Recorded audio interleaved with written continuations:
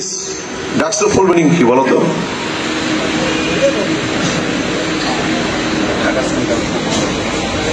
বসো বসো।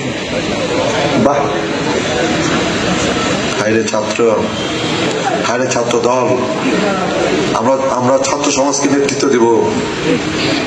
নেতৃত্ব দেওয়ার মিনিমাম যোগ্যতা আমাদের নাই, নেতৃত্ব দেওয়ার মিনিমাম যোগ্যতা আমাদের নাই, এবং যোগ্যতা নাই বলেই ডাকসুতে ওরা জিতে, যোগ্যতা নাই বলেই রাষ্ট্রতে ওরা জিতে, যোগ্যতা নাই বলেই চাকসুতে ওরা জিতে, যোগ্যতা নাই বলেই চাকসুতে ওরা জিতে। 4টে ইউনিভার্সিটিতে একটি বিশেষ ছাত্র সংগঠন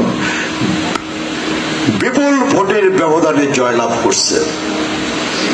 কারণটা কি? কারণটা আমাদের যোগ্যতা নাই, আমাদের মেধা নাই, আমাদের কর্ম নাই, সাধারণ ছাত্র ছাত্রীদের সাথে আমাদের সম্পর্ক নাই, ক্যাম্পাসে আমার কোনো ইতিবাচক কাজ নাই। Campus, college campus, high school campus, বিশ্ববিদ্যালয় ক্যাম্পাসে আমার কোনো ইতিবাচক কাজ নাই। আল্লাহ এবার ফেব্রুয়ারির ইলেকশনে বিএনপি ক্ষমতায় নিবে, ঠিক, কিন্তু আমার ধারণা খুব বেশি দিন আমরা ক্ষমতায় টিকে থাকতে পারবো না যদি না আমরা মানুষের মন জয় করে চলতে না পারি। মানুষের মন কিন্তু জয় করে আমরা চলতে পারতেছি না, যে কারণে বলি 14 মাসে 14টা ভোট কমছে। ভোট কিন্তু 14টা কমে নাই, ভোট কিন্তু 14টা কমে নাই, ভোট অনেক বেশি কমছে। ঢাকা ইউনিভার্সিটিতে, চিটাগাং ইউনিভার্সিটিতে, রাজশাহী ইউনিভার্সিটিতে, জাহাঙ্গীরনগর ইউনিভার্সিটিতে কারা পড়ে?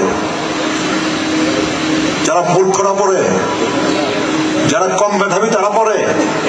তারা কি সব চিটাগাংয়ের পোলাপান পড়ে কিংবা রাজশাহীর পোলাপান পড়ে? রাজশাহী ইউনিভার্সিটিতে মাদারগঞ্জের আছে না 2-4 জন? সারা বাংলাদেশ থেকে রাজশাহীতে পড়তে যায়, সারা বাংলাদেশ থেকে ঢাকায় পড়তে যায়, সারা বাংলাদেশ থেকে চিটাগাংয়ে পড়তে যায়, জাহাঙ্গীরনগরে পড়তে যায়। বাংলাদেশের সেরা মেধাবী ছেলে মেয়েগুলো পড়তে যায় এই পাবলিক ইউনিভার্সিটি গুলাতে।